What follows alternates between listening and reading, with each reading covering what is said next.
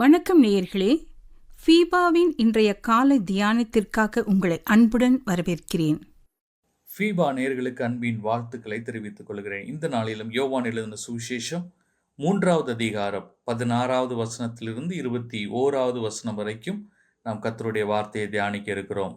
உலகத்திற்கு நம்பிக்கை தரக்கூடிய ஒரு உன்னத செய்தி, தேவன் இவ்வுலகத்தை நேசிக்கிறார், அவர் நம் மீது அன்பு வைத்திருக்கிறார் என்பதே.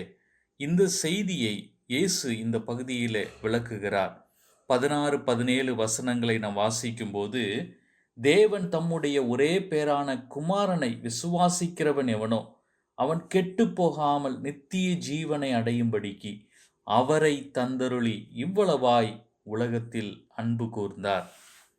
குட்டி நற்செய்தி நூல் என்று வசனம் 16 வர்ணிக்கப்படுகிறது. உலகத்தில் அன்பு கூர்ந்தார் என்பது உலகத்தில் உள்ள எல்லா உயிரினங்களையும் குறிக்கிறது. ஆகவேதான் இயேசுவின் இறுதி கட்டளையில் சகல சிருஷ்டிக்கும் சுவிசேஷத்தை பிரசங்கிக்கச் சொன்னார். கீழ்ப்படியாத உலகத்தை மீட்பதற்கு தேவனுடைய அன்பின் திட்டம் தமது ஒரே குமாரனை பலியாக கொடுப்பதே.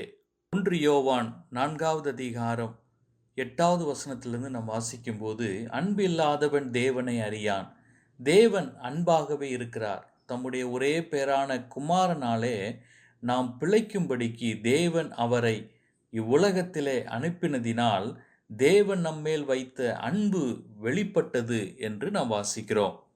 எனக்கு அருமையான கர்த்தருடைய பிள்ளைகளை, இந்த அன்பு அளவிட முடியாதது, யாவருக்கும் உரியது, இலவசமானது. இதை விசுவாசித்து ஏற்றுக்கொள்கிறவர்கள் நித்திய வாழ்வை பெறுகிறார்கள். இரண்டாவதாக 18, 19 வசனங்களை நாம் வாசிக்கும்போது, அவரை விசுவாசிக்கிறவன் ஆக்கினைக்குள்ளாக தீர்க்கப்படான், விசுவாசியாதவனோ தேவனுடைய ஒரே பேரான குமாரனுடைய நாமத்தில் விசுவாசம் உள்ளவனாயிராதபடியினால் அவன் ஆக்கினை தீர்ப்புக்குட்பட்டாயிற்று என்று நாம் வாசிக்கிறோம். ரட்சிக்கப்படும் விசுவாசியை குறித்து இந்த பகுதி நமக்கு விளக்குகிறது. விசுவாசிக்கிறவன் ஆக்கினைக்குள்ளாக தீர்க்கப்படான். விசுவாசிப்பது என்பது ஏதோ ஒரு குறிப்பிட்ட காலத்திற்குரிய அனுபவம் அல்ல, அது அனுதினமும் வாழ்நாள் முழுவதும் இயேசுவை விசுவாசிக்க வேண்டும் என்பதே இந்த வசனத்தின் கூற்றாக இருக்கிறது.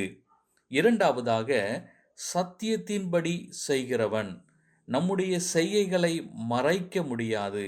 அவைகள் நல்லவைகளாய் இருக்குமானால் நாம் ஒளியில் இருப்போம். இயேசுவின் வருகை உலகத்திற்கு ஒளியை தந்தது. அவரை ஏற்றுக்கொண்டு அவர் வார்த்தையின்படி வாழும்போது நாம் ஒளியில் நடக்கிறவர்களாயிருப்போம். 1 யோவான் 1வது அதிகாரம் 6வது வசனம் 7வது வசனத்தை நாம் வாசிக்கும்போது, நாம் அவரோடு, அதாவது இயேசு கிறிஸ்துவோடு ஐக்கியப்பட்டவர்கள் என்று சொல்லியும் இருளிலே நடக்கிறவர்களாயிருந்தால் சத்தியத்தின்படி நடவாமல் பொய் சொல்கிறவர்களாயிருப்போம். அவர் ஒளியில் இருக்கிறது போல நாமும் ஒளியிலே நடந்தால் ஒருவரோடு ஒருவர் ஐக்கியப்பட்டிருப்போம். அவருடைய குமாரனாகிய இயேசு கிறிஸ்துவின் இரத்தம் சகல பாவங்களையும் நீக்கி நம்மை சுத்திகரிக்கும் என்று நாம் வாசிக்கிறோம். எனக்கு அருமையானவர்களே, இந்த 18, 19 வசனங்களிலே ரட்சிக்கப்படும் விசுவாசி 2 காரியங்கள்: விசுவாசிக்கிறவனாய் இருக்க வேண்டும், சத்தியத்தின்படி செய்கிறவனாய் இருக்க வேண்டும். கடைசியாக 20வது வசனம் 21வது வசனத்தை நாம் வாசிக்கும்போது, அழிவை பெறும் பொல்லாதவனை குறித்து நாம் பார்க்கிறோம். வாழ்வு, மரணம், ஒளி, இருள் என்ற எதிர்மறையான காரியங்களை யோவான் எழுதுகிறார். பொல்லாத செயல்கள் செய்பவர்கள் தங்கள் செயல்கள் வெளியாக கூடாது என்பதினால் ஒளியை அல்ல, இருளையே விரும்புகிறார்கள். ஆகவே அவர்கள் இயேசு தரும் வாழ்வையும் ஒளியையும் உதறி தள்ளி விடுகின்றனர். இதனால் நித்திய ஜீவனை இழக்கிறார்கள். எனக்கு அருமையான கர்த்தருடைய பிள்ளைகளே, நம் செயல்களும் நம்முடைய விசுவாசமும் தேவனுக்கு பிரியமானதாக இருக்க வேண்டும் என்பதை நாம் ஒரு நாளும் மறந்துவிடக்கூடாது. முதலாவது, அன்பு கூர்ந்த தேவனை குறித்து நாம் பார்த்தோம். அவரை தந்தருளி இவ்வளவாய் உலகத்திலே அன்பு கூர்ந்தார். இரண்டாவதாக, ரட்சிக்கப்படும் விசுவாசி இயேசுவை விசுவாசிக்கிறவனாக இருக்க வேண்டும்.